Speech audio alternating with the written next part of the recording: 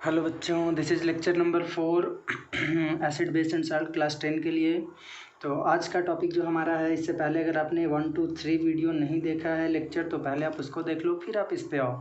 ठीक है, you will get full concept here, ये हमारा वादा है आपसे। और जितने भी क्वेश्चन पूछे जाएंगे मैं जैसे जैसे बताता हूँ बस वहीं से आएगा, ये हमारा वादा है आपसे।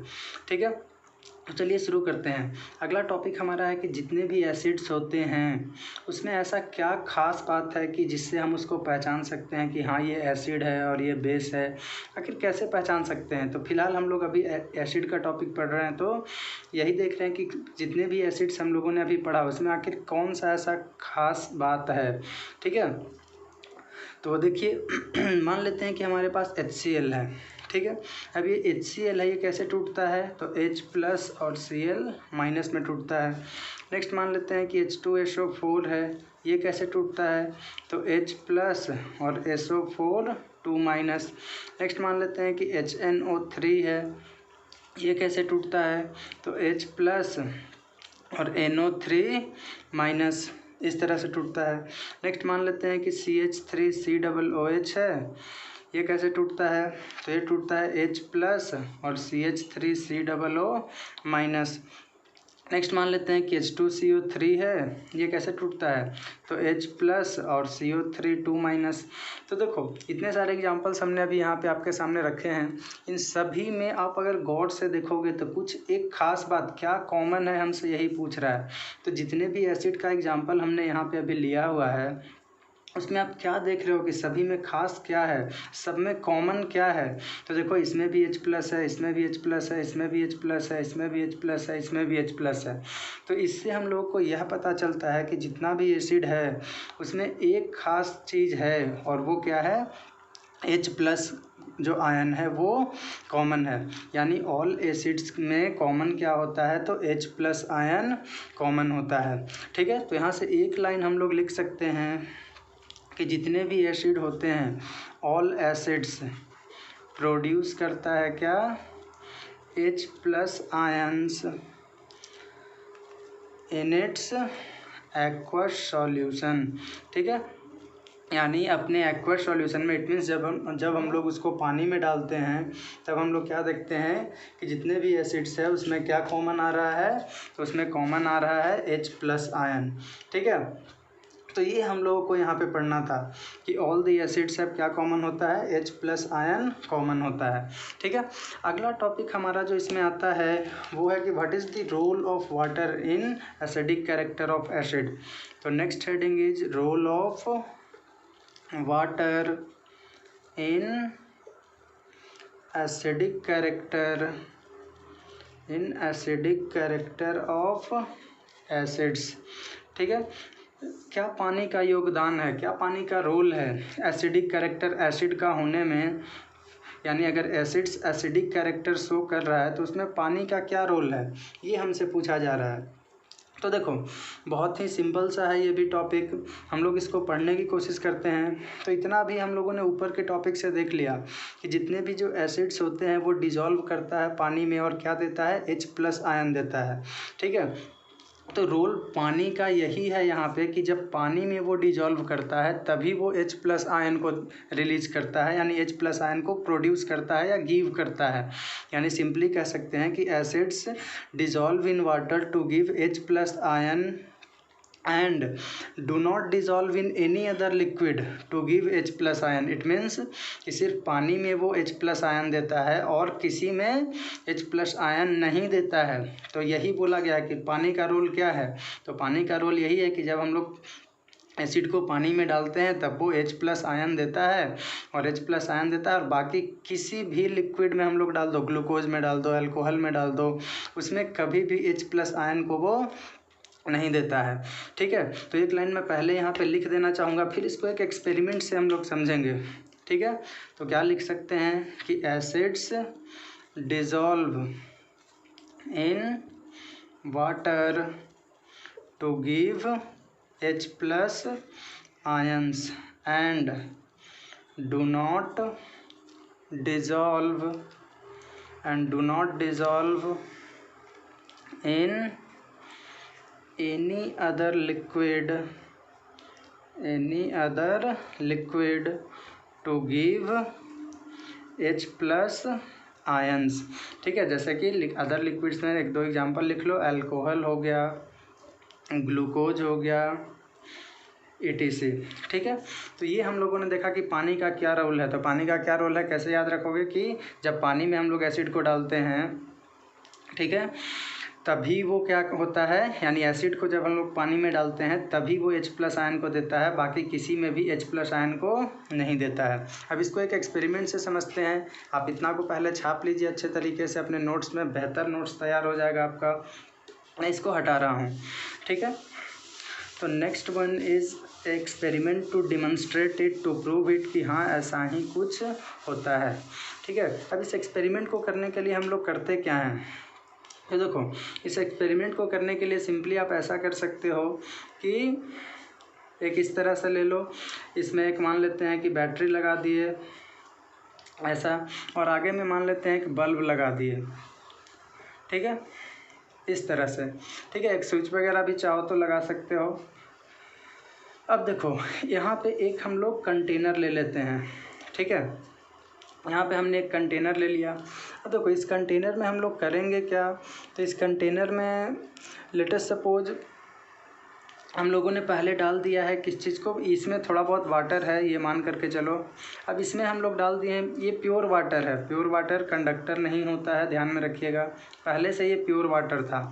ठीक है, तो स्विच को ऑन भी करोगे तो बल्ब ग्लो नहीं करेगा। ठीक है, प्योर वाटर में अलग अलग केस के लिए मैं यहाँ पे लिख दूँगा, यानी प्योर वाटर जब रहेगा तो नहीं ग्लो करेगा, क्रॉस पे मतलब नहीं ग्लो करेगा। ठीक है, अब हम लोग क्या करते हैं, अब इसमें मान लेते हैं बी में हम लोग क्या डालते हैं, इसमें ग्लूकोज डाल देते हैं। ठीक है, जब ग्लूकोज को भी डालते हैं तो यहाँ पे भी ग्लो नहीं करता है। ग्लो नहीं करने का मतलब क्या है कि ये आयंस में टूटा नहीं होगा। ठीक है, आयंस में टूटेगा तब तो ये इलेक्ट्रोलाइट की तरह बिहेव करेगा। ठीक है, और नहीं ग्लो कर रहा है बल्ब, नहीं ग्लो कर रहा है, इट मीन्स ये इलेक्ट्रोलाइट की तरह बिहेव नहीं कर रहा है। इलेक्ट्रोलाइट की तरह बिहेव नहीं कर रहा मतलब कि आयंस में नहीं टूटा है, और आयंस में नहीं टूटा है इसलिए ग्लो नहीं कर रहा है। ठीक है, तो ग्लूकोज डालते हैं तब भी हम लोग क्या देखते हैं कि बल्ब ग्लो नहीं कर रहा है। ठीक है, सी में मान लेते हैं कि इसमें अल्कोहल डाल देते हैं थोड़ा सा, तो अल्कोहल भी डालते हैं तो देखते हैं सेम केस है, यानी बल्ब ग्लो नहीं कर रहा है। ठीक है, फिर डी में हम लोग मान लेते हैं कि इसमें डाल दिए हैं क्या, एसिड डाल दिए हैं। ठीक है, अलग अलग चीज़ डाला हुआ है, सिर्फ एसिड नहीं लिख रहे हैं यहाँ पे। तो जैसे ही इसमें हम लोग एसिड को डालते हैं तो क्या देखते हैं कि बल्ब ग्लो करना चालू कर दिया। ठीक है, यानी बल्ब जलना स्टार्ट हो गया। क्या डाले तो बल्ब ग्लो किया है, एसिड। बाकी किसी में भी कोई भी चीज़ को हम लोग डाले हैं तो बल्ब ग्लो नहीं कर रहा है, और ये डाले हैं तो बल्ब ग्लो कर रहा है। तो इससे क्या पता चलता है कि जो एसिड्स है, जब इसमें हम लोग एसिड को डालते हैं तब वही क्या होता है, इसमें डिजॉल्व होता है। डिजॉल्व होने के बाद आयंस में टूटता है, और आयंस में टूटता है तब हम लोग कहते हैं कि वो ग्लो करना चालू कर दिया। ठीक है, तो यह एक एक्सपेरिमेंट था जो हमें यह प्रूव करके दिया कि जो एसिड होता है वो डिजॉल्व होता है वाटर में, और वो देता है H प्लस आयन। ध्यान में रखिएगा, आयंस में टूटेगा ये तभी ना करंट का फ्लो होगा। ठीक है, करंट का फ्लो होगा तो बल्ब ग्लो करेगा। ठीक है, इलेक्ट्रिसिटी पॉइंट ऑफ व्यू से भी देख सकते हो। तो ये सब था इसके लिए। अगला टॉपिक, इसको भी छाप लीजिए आप एक्सपेरिमेंट लिख करके। अगला टॉपिक जो हमारे पास आता है वो है strong acid and weak acid. ठीक है, अब ये क्या होता है, स्ट्रॉन्ग एसिड कैसे समझेंगे कि कौन स्ट्रॉन्ग एसिड है और कौन सा वीक एसिड है। ठीक है, तो देखो बहुत ही सिंपल सा है, इसके लिए भी नेक्स्ट हेडिंग दे दीजिएगा, स्ट्रॉन्ग एंड वीक एसिड्स।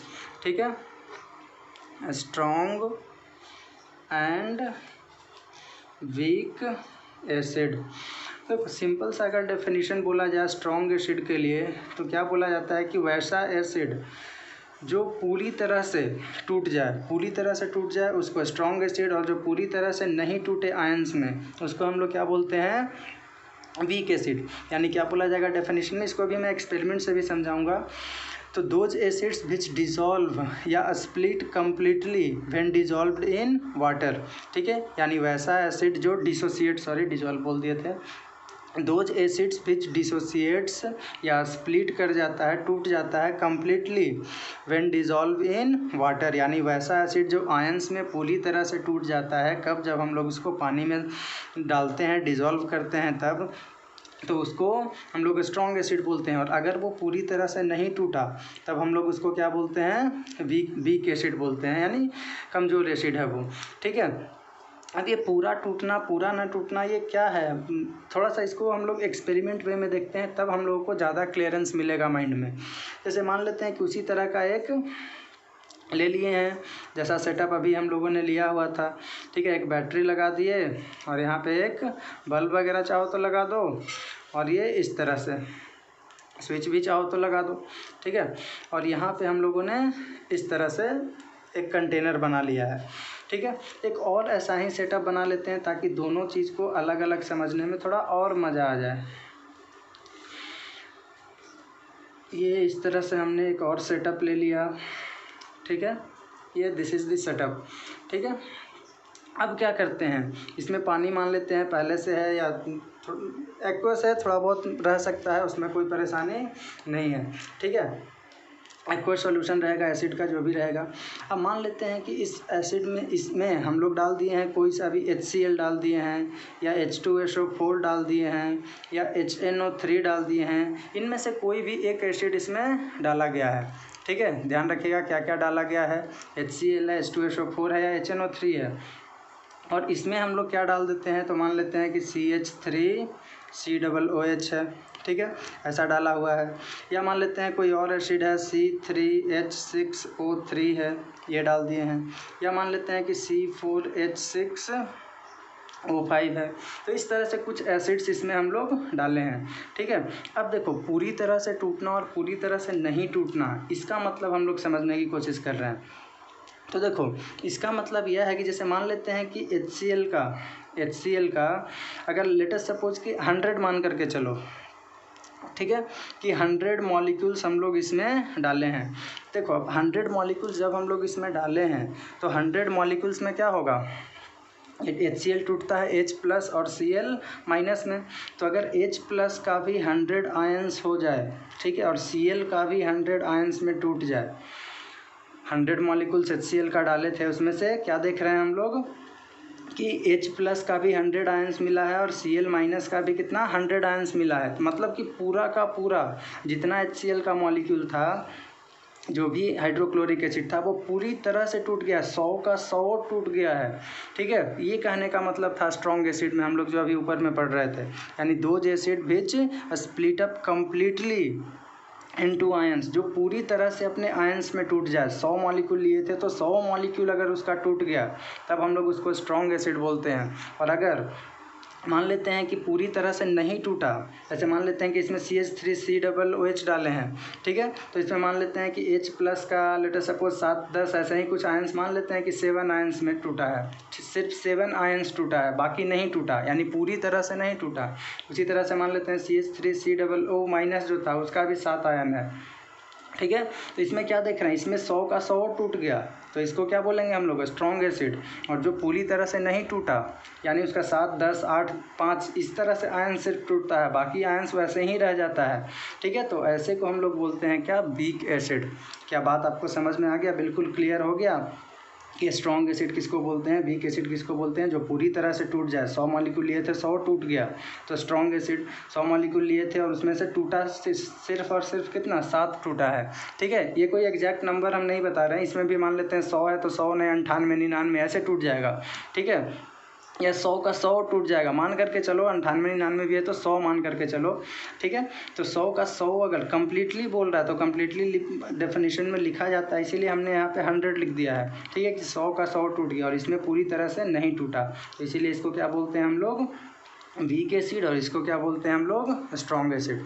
ठीक है, तो यह था इसके लिए एक्सपेरिमेंट, इस चीज़ को वेरीफाई करने के लिए कि हाँ ऐसा ही होता है। ठीक है, अब इसका डेफिनेशन हम लोग ऊपर में लिख ले रहे हैं। तो स्ट्रॉन्ग एसिड क्या हो गया, तो क्या लिखेंगे कि दोज एसिड्स विच कम्प्लीटली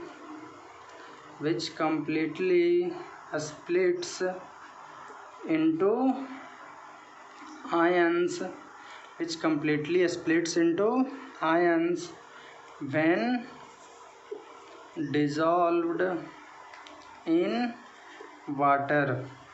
ठीक है, जब इसको वाटर में हम लोग डिजॉल्व किए तो कम्प्लीटली टूट जाता है, उसी को हम लोग क्या बोलते हैं, स्ट्रॉन्ग एसिड। और वीक एसिड का डेफिनेशन यहाँ पे क्या लिख देंगे, वीक एसिड के डेफिनेशन में कि दोज एसिड्स विच पार्शियली लिख देते हैं, विच पार्शियली यानी पूरी तरह से नहीं टूटता है, which partially splits up into ions. ठीक है, when dissolved in water, when dissolved in water, तो ऐसे को हम लोग क्या बोलते हैं, वीक एसिड बोलते हैं। ठीक है, आई थिंक आपको स्ट्रॉन्ग एसिड और वीक एसिड का कॉन्सेप्ट बिल्कुल अच्छे तरीके से समझ में आ गया होगा। आप ये छाप लेना पहले स्ट्रॉन्ग एसिड वीक एसिड वाला, और उसके नीचे इस एक्सपेरिमेंट को भी छाप लेना। ठीक है, क्या किए हैं सब कुछ हमने आपको इतनी देर में समझाया, तो आई थिंक अब आपको क्लियर हो गया होगा। जैसा होगा आप कमेंट सेक्शन में ज़रूर करके बताना कि हाँ सर समझ में आ गया या समझ में नहीं आया।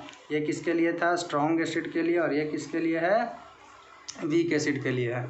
ठीक है, तो चलिए आगे बढ़ते हैं। अब देखो आगे में एक टर्म आता है कॉन्सेंट्रेशन ऑफ एसिड। ठीक है, कॉन्सेंट्रेशन ऑफ एसिड का मतलब कि कितना एसिड का कॉन्सेंट्रेशन है उसमें। ठीक है, देखो कितना एसिड का कॉन्सेंट्रेशन है ये कैसे पता चलेगा, तो जितना एसिड आप मिला रहे हो उसी के बेसिस पे ये पता चल सकता है। ठीक है, तो कॉन्सेंट्रेशन ऑफ एसिड का मतलब सिंपली हम लोग इतना बोल सकते हैं कि नाम से पकड़ो, कॉन्सेंट्रेशन ऑफ एसिड। ठीक है, अब कॉन्सेंट्रेशन ऑफ एसिड है मतलब एसिड का सिर्फ किसका, एसिड का कितना कॉन्सेंट्रेशन है प्रेजेंट।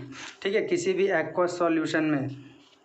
ठीक है, यानी क्या बोल सकते हैं कि the amount of water present in given sample of acid solution. ठीक है, कॉन्सेंट्रेशन ऑफ एसिड की अगर बात करोगे तो एसिड का कॉन्सेंट्रेशन है, कॉन्सेंट्रेशन ऑफ एसिड।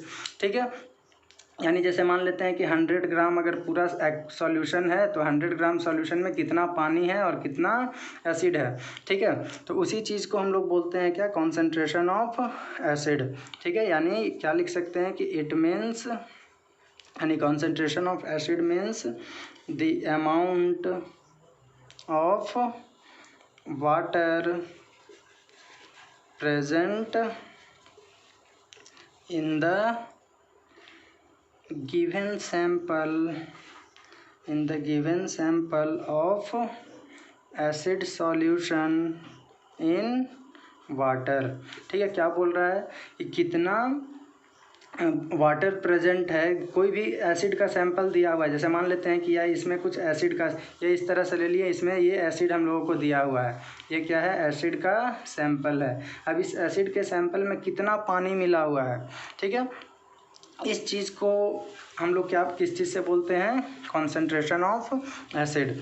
ठीक है, अब इसी की बेसिस पे दो तरह से बोला जाता था, कॉन्सेंट्रेटेड एसिड और डाइल्यूट एसिड। ठीक है, कॉन्सेंट्रेटेड किसको बोले थे हम लोग, तो वैसा जिसमें बहुत कम अमाउंट ऑफ वाटर था, और डाइल्यूट जिसमें क्या बोले थे, जिसमें ज़्यादा अमाउंट ऑफ वाटर था। ठीक है, एक बच्चा इसी के ऊपर में क्वेश्चन पूछा हुआ था, आई थिंक अब उसको इस क्वेश्चन का आंसर मिल गया होगा कि क्यों आखिर ऐसा बोला जाता है। ठीक है, अब आगे में बच्चों हम लोग 2-3 नोट पॉइंट देख लेते हैं इसमें, जो बहुत इंपॉर्टेंट होता है। ठीक है, कुछ हायर क्लासेस में भी आप ज़्यादा डिटेल में पढ़ोगे, लेकिन यहाँ पे मैं आपको एक बेस दे देना चाह रहा हूँ ताकि आप किसी भी कंपटीशन के एग्ज़ाम में भी बैठो तो क्वेश्चन इससे डाल देता है, तो आप में कोई कन्फ्यूजन न रह जाए। ठीक है, आपके सिलेबस में भी है, टेंशन मत लो। तो देखो सबसे पहला है क्वेश्चन कि why acids are added, why acids are mixed into water, not water into acid, water into acid. यानी क्या बोल रहा है कि हम लोग एसिड को डाल सकते हैं, ये एसिड को डाल सकते हैं पानी में, ये अलाउड है। लेकिन दूसरा क्या बोल रहा है कि अगर इसमें एसिड प्रेजेंट है पहले से, तब हम लोग इसमें वाटर को नहीं डाल सकते हैं, वाटर को नहीं डाल सकते हैं, ये अलाउड नहीं है। आखिर ऐसा क्यों होता है, तो देखो सिंपल सा रीज़न इसका यह है क्योंकि जो एसिड्स होता है, जो रिएक्शन होता है इन दोनों के बीच में, वो एक्सोथर्मिक रिएक्शन होता है। और एक्सोथर्मिक रिएक्शन होने की वजह से अगर तुम एसिड को डालते हो तब क्या होगा, उसमें धीरे धीरे डिजॉल्व करता रहेगा, ठीक है, और ये सही रहेगा आपका कंडीशन। लेकिन जैसे ही आप इसमें वाटर को डालोगे तो क्या होगा, ये देखो पहले से एसिड का कह सकते हो कॉन्सेंट्रेशन ज़्यादा है, ठीक है, सैंपल ज़्यादा है, इसमें पानी तुम डाल रहे हो, तो जब पानी हम लोग डालेंगे तो क्या होगा, ये स्प्लैश आउट कर जाएगा, एक्सोथर्मिक रिएक्शन होने की वजह से हीट इवॉल्व होगा और ये स्प्लैश आउट कर जाएगा, ठीक है, यानी ऊपर में ऐसे ऐसे फेंक देगा। और आप मान लेते हैं कि यहाँ से ऐसे डाल रहे थे आप, यहाँ पे आपका नाक मुँह था, ठीक है, तो क्या होगा, आपका कपड़ा पे पड़ेगा उछल करके तो वो जल जाएगा, चेहरे पे पड़ेगा वो जल जाएगा। तो इसलिए बोला जाता है कि एसिड को पानी में डाल सकते हो लेकिन पानी को एसिड में नहीं डाल सकते हो, ठीक है। तो इसका सिंपल सा रीज़न क्या लिख सकते हैं हम लोग कि it is because it is an exothermic reaction. यह कैसा रिएक्शन होता है, एक्सोथर्मिक, जिसमें हीट एवॉल्व करता है, ठीक है, निकलता है, because it is an exothermic reaction, ठीक है। And the solution will splash out and में हार्म, या कह सकते हो क्या कि बर्न आवर स्किन और क्लॉथ्स, ठीक है। तो आपके स्किन और क्लॉथ्स को क्या कर सकता है, ये जला सकता है। इसीलिए हम लोग क्या करते हैं, एसिड को डालते हैं, पानी को नहीं डालते हैं। एसिड डालो, क्या बोला गया, एसिड डालो, एसिड को डालो, पानी को मत डालो, ठीक है, ठीक है। पानी डाल दोगे तो पानी फिर जाएगा, मतलब समझ ही रहो, पानी फिरना क्या होता है, उसका हिंदी में आप जानते होगे कि क्या है। पानी फिरना मतलब कि क्या बोलते हैं उसको, गोबर हो जाना, ठीक है, मतलब वही हो रहा है आपके पास। यहाँ पे आपका स्किन जल जा रहा है, चेहरा जल जा रहा है, कपड़ा जल जा रहा है, तो इस तरह से हम लोग इसको बोल सकते हैं, ठीक है। ये पहला नोट का पॉइंट हुआ, इसको आप छाप लो, ठीक है। दूसरा पॉइंट हम लोग क्या लेकर के चल रहे हैं, तो दूसरा पॉइंट है हमारे पास, सेकंड पॉइंट हमारे पास यह आता है कि जैसे देख लो, सेकंड पॉइंट में हमारे पास यह बोला गया कि जो बेसिसिटी, ठीक है, क्या बोलते हैं, बेसिसिटी ऑफ एन एसिड। कितनी बार पूछ देता है कॉम्पिटिटिव एग्जाम वगैरह में कि बेसिसिटी ऑफ एन एसिड, ठीक है, कि एसिड का बेसिसिटी कितना होता है, ठीक है। तो देखो बेसिसिटी का सिंपली हम लोग इस तरह से निकालते हैं कि the number of replaceable hydrogen atom present in an acid, ठीक है। क्या बोला जा रहा है, पहले मैं डेफिनेशन लिखते रहा हूँ, फिर इसको अच्छे से समझेंगे हम लोग। The number of replaceable hydrogen ions, ठीक है, present in an acid when, या ऐसे लिख दो, विच इट कैन रिलीज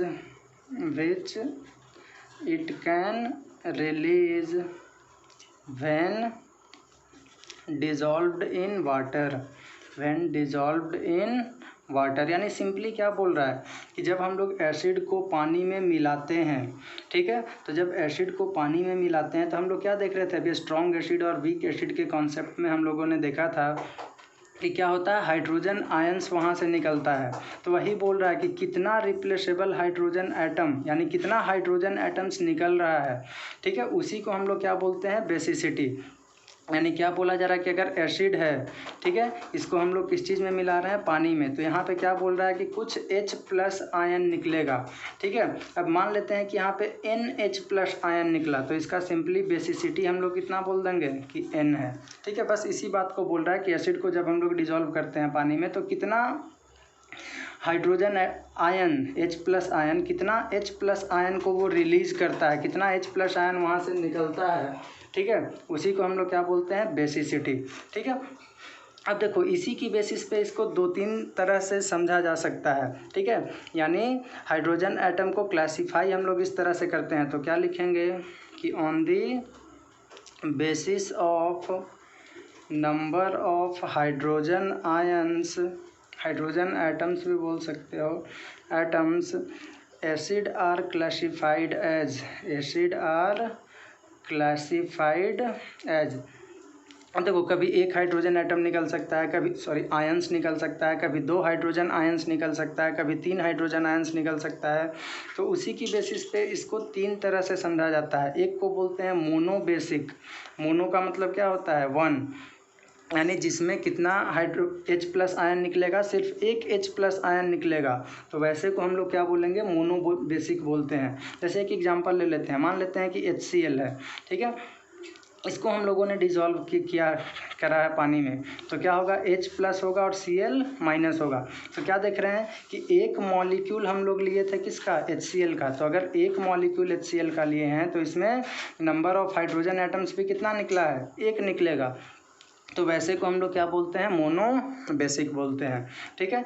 दूसरा क्या होता है, डाई बेसिक। तो डाई बेसिक क्या होता है, डाई मतलब क्या है, 2, तो 2 है, इट मीन्स हम लोग क्या बोल सकते हैं यहाँ पे कि जिसमें 2 H प्लस आयन निकले, जब उसको हम लोग वाटर में डिजॉल्व करें तो 2 H प्लस आयन अगर निकलता है तब हम लोग उसको क्या बोलते हैं, डाई बेसिक। जैसे एग्जांपल में समझ लेते हैं, H2SO4 है, तो H2SO4 का अगर एक मॉलिक्यूल हम लोग लेते हैं तो क्या देखते हैं कि H प्लस और SO4 2 माइनस ऐसे टूटा है, तो इसमें क्या होता है 2 H प्लस आयन निकलता है, तो इसीलिए इसको क्या बोला जाता है, डाई बेसिक, यानी इसका बेसिसिटी 2 हो जाएगा, ठीक है। उसी तरह से मान लेते हैं कि 3 अगर निकल रहा है तो उसको क्या बोला जाएगा, बोलो ट्राई बेसिक। जैसे एक एग्जांपल इसमें भी ले लेते हैं, मान लेते हैं कि H3PO4 है, H3PO4 का अगर एक मॉलिक्यूल हम लोग लेते हैं तो हम लोग इसमें क्या देखते हैं कि 3H प्लस आयन निकलता है और PO4 3 माइनस ऐसे टूटता है, H प्लस PO4 3 माइनस, तो इसमें H प्लस का कितना आयन निकलेगा, तो 3 आयन निकलेगा। तो बस यही तो बोल रहा था कि the number of replaceable H plus ion, ठीक है, कितना H प्लस आयन रिप्लेस हो सकता है, ठीक है, किसी भी एसिड में, जब हम उसको क्या करेंगे, जो वो रिलीज करेगा व्हेन डिजॉल्व्ड इन वाटर, यानी वाटर में डिजॉल्व करेंगे तो कितना H प्लस आयन को वो रिलीज करता है, that is known as its basicity, ठीक है। आई थिंक ये भी आपको बहुत अच्छे तरीके से समझ में आ गया होगा। आया नहीं आया ये तो आप कमेंट सेक्शन में ही करके बता सकते हो कि हाँ सर बिल्कुल अच्छे तरीके से समझ में आ गया, ठीक है। नेक्स्ट अगला टॉपिक जो हमारा है वो सिंपली यूं ही मैं एक क्या कह सकते हो, चलो देखते हैं क्या बोला जा रहा है यहाँ पे। तो देखो क्या बोला जा रहा है, इसको छाप लेना आप वीडियो को पॉज करके। तो अगला पॉइंट हम लोगों के सामने यह आ रहा है, तीसरा नोट का पॉइंट है। द थर्ड पॉइंट इज, देखो क्या बोल रहा है कि जब हम लोग एक्सपेरिमेंट करते हैं, जैसे एक एग्जांपल यहाँ पे लेते हैं, HCl है और प्लस यहाँ पे क्या, इसमें क्या डाल दिए हैं हम लोग, HCl को डाल दिए हैं किस चीज़ में, वाटर में, ठीक है। तो ये कैसे टूटता है, तो ये यहाँ पे मान लेते हैं कि H प्लस Cl माइनस में HCl कैसे टूटेगा, तो H प्लस और Cl माइनस में टूटेगा, ठीक है। अब देखो क्या बोला जा रहा है कि यहाँ पे जो H प्लस आयन है, ठीक है, ये एलोन एग्जिस्ट नहीं करता है, यानी H plus ions do not exist alone. अब बोलो कि अकेले नहीं रहता है तो क्या क्या होता है भाई, तो but they are always present after combining with water molecule, ठीक है।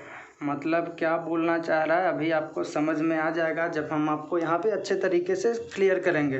क्या बोला जा रहा है कि H प्लस आयन जो होता है वो अकेले नहीं रहता है, ठीक है, यद्यपि उसकी जगह पे क्या बोला जा रहा है कि वो क्या करता है, but they are always present after combining with water molecule, यानी अकेले नहीं रहेगा ये, ठीक है, सिर्फ H प्लस नहीं रहेगा, ये किसके साथ कंबाइन कर जाएगा, वाटर के मॉलिक्यूल के साथ कंबाइन कर जाता है और ये बना देता है क्या, H3O प्लस, ठीक है।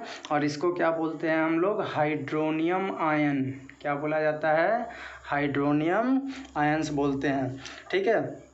यानी सिंपली आप इसको ऐसे भी बोल सकते हो कि जो हाइड्रोजन आयन है, यानी स्टेटमेंट में मैं अगर बोलना चाहूँ तो 10 hydrogen ions must always be shown as H+, ठीक है, या हाइड्रोनियम आयंस, यानी आप इसको किसी भी तरह से दिखा सकते हो। जैसे दिखाने के लिए अभी तक हम लोग क्या देखते आ रहे थे कि H+H+ ही लिख रहे थे, लेकिन अगर एक्चुअल में देखोगे तो ये अकेला नहीं रहता है, किसके साथ कंबाइन रहता है, ये वाटर मॉलिक्यूल के साथ कंबाइन कर देता है और ये क्या बना देता है, हाइड्रोनियम आयंस बना देता है।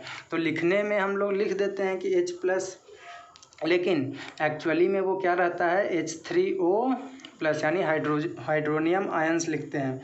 ठीक है, बोलो कि पहले क्या गलत बताया, तो नहीं, लिखने में हम लोग दोनों ही लिख देते हैं, H+ भी लिख दो तब भी सही है, H3O+ लिख दो तब भी सही है। ये लिखने में शॉर्ट हो जाता है, तो इसीलिए हम लोग इसी को लेकर के ज़्यादा चलते हैं। ठीक है, तो ज़्यादा आपको कन्फ्यूजन ना हो, बस ये कॉन्सेप्ट मैं आपको सिखाना चाह रहा था, तो ज़्यादा कन्फ्यूजन ना हो उसके लिए एक लाइन लिख देते हैं कि 10 हाइड्रोजन आयन यानी H+ ion must always be, hydrogen ion से यहाँ पे लिख दो 10 hydrogen ion must always be shown as H+ aqueous, या इसी को और कैसे लिख सकते हो, H3O+।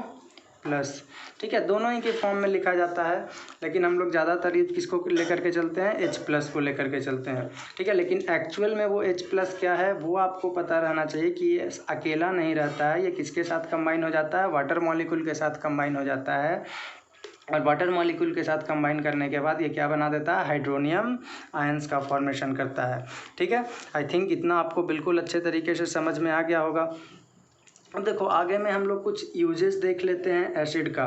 ठीक है, नेक्स्ट हेडिंग दे दीजिए यूजेज ऑफ एसिड्स। कुछ कभी कभी पूछ देता है, तो मैं नहीं चाहता हूँ कि आपका मे भी कभी पूछ दे तो कोई भी क्वेश्चन छूट जाए, ये मुझे मंजूर नहीं है। तो नेक्स्ट हेडिंग दे दीजिए यूजेज ऑफ एसिड। ठीक है, क्या दीजिएगा हेडिंग, यूजेज ऑफ एसिड। ठीक है, अब देखो एसिड का यूज में क्या है, सबसे पहला हम लोग लेकर के चल रहे हैं HCl का। देखो HCl का यूज़ हम लोग कहाँ कहाँ करते हैं, तो इट इज़ यूज्ड इन, कह सकते हो प्रिपरेशन ऑफ साल्ट, साल्ट के प्रिपरेशन में हम लोग यूज़ कर सकते हैं। ठीक है, और कहाँ कर सकते हैं, तो साइंस लेबोरेटरी में इसका यूज़ करते हैं। साइंस लैब में आप इसको इसी तरह से लिखना, it is used in preparation of salt, it is used in science laboratory. Next बोल सकते हैं कि it is used in cleaning metallic items, cleaning metallic items. ठीक है, नेक्स्ट बोल सकते हैं it is used in printing industry, it is used in printing industry. ऐसे 2-3 को यूज आपको बस 1 या 2 यूज याद रखना है, इसलिए मैं 4 बता रहा हूँ कि 2 तो आपके दिमाग में रह ही जाएगा। ठीक है, नेक्स्ट मान लेते हैं कि H2SO4 है, इसके बारे में। तो देखो सबसे पहला कोई भी एसिड है उसको लैब में तो यूज़ करेंगे ही, तो सबसे पहला it is used in science laboratory. ठीक है, सेकेंड पॉइंट में it is used in fertilisers में भी हम लोग इसका यूज़ करते हैं।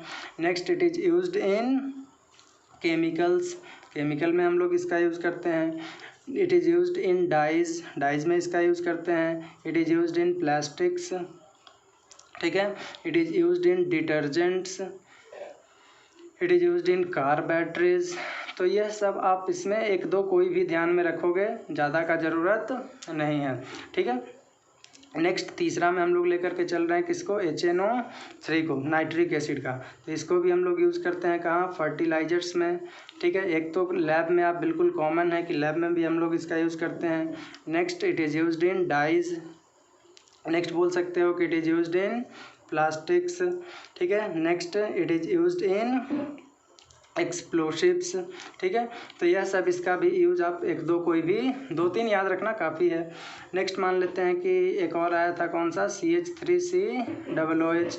ठीक है, इसको हम लोग कहाँ कहाँ यूज करते हैं, तो it is used as vinegar, it is used as vinegar in cooking food. ठीक है, नेक्स्ट दूसरा यूज में हम लोग क्या बोल सकते हैं, कि it is used in food preservative, ठीक है, फूड प्रिजर्वेटिव। नेक्स्ट तीसरा में हम अगर बात करेंगे तो एक तो लैब आप कॉमन है ही, it is used in laboratory, ठीक है। तो ये सब आपको इतना ध्यान में रखना है, ठीक है। अब नेक्स्ट एक और भी नोट पॉइंट मैं आपको बता देना चाह रहा हूँ यहाँ पे।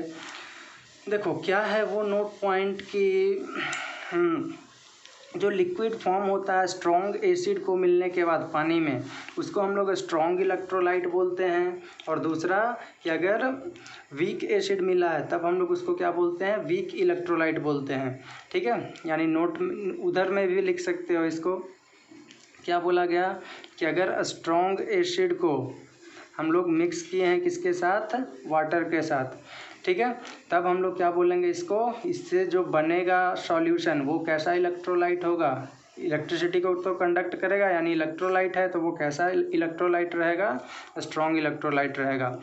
और दूसरा क्या बोला जा रहा है कि अगर वीक एसिड को ऐड करते हो किस चीज़ में, वाटर में, तब हम लोग इसको क्या बोलते हैं, वीक इलेक्ट्रोलाइट बोलते हैं, ठीक है। अब जैसे मान लेते हैं कि ये है हमारे पास, ठीक है, वाटर है, हाँ, इसमें हम लोगों ने क्या ऐड कर दिया है, स्ट्रॉन्ग एसिड को ऐड कर दिया है। तो स्ट्रॉन्ग एसिड को ऐड कर दोगे तो क्या होगा, स्ट्रॉन्ग इलेक्ट्रोलाइट होगा। और अगर वीक एसिड को ऐड करोगे तो वो वीक इलेक्ट्रोलाइट होगा। स्ट्रॉन्ग एसिड हम लोग क्या पढ़े थे कि वो ज़्यादा हार्मफुल होता है, ठीक है, और वीक एसिड क्या होता है, कम हार्मफुल होता है।